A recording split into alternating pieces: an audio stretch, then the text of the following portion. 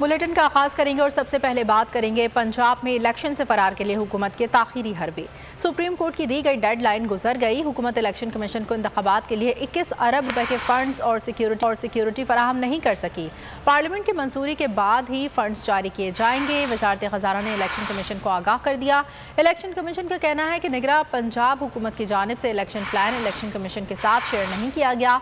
IG Punjab और chief secretary Punjab ने security plan भी शेयर नहीं किया।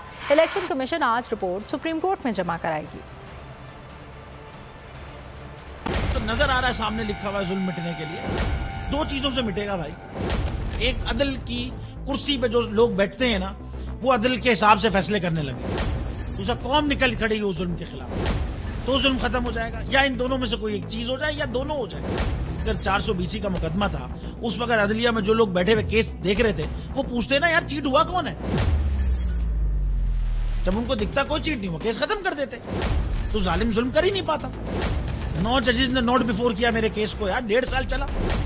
शख्सी जमानत का केस, सेम केस इस्लामाबाद में कर दिया। एक ही इल्जाम पे 2 केस हो नहीं सकते भाई। मतलब 60 दिन का वक्त होता है। 102 दिन के बाद मैं जीत गया, केस बरी हो गया। 102 दिन के बाद अपील फाइल की, एक्सेप्ट कर ली। नहीं करते ना एक्सेप्ट, खत्म हो जाता ना जुल्म यार। भरी अदालत में मुझे बरी कर दिया, फिर पता नहीं क्या हुआ 2.5 घंटे बाद का नोट बिफोर। मैं नहीं सुनता ये केस, खड़े रहते अपने फैसले पे, मिट जाता जुल्म। अल्लाह ताला ने बिठाया इन कुर्सियों पे इनको यार, ये अल्लाह ताला की तरफ से फैसले करने हैं।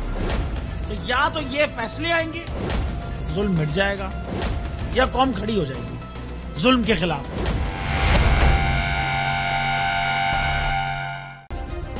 सब्सक्राइब करें और बेल दबाएं ताकि कोई खबर रह न जाए।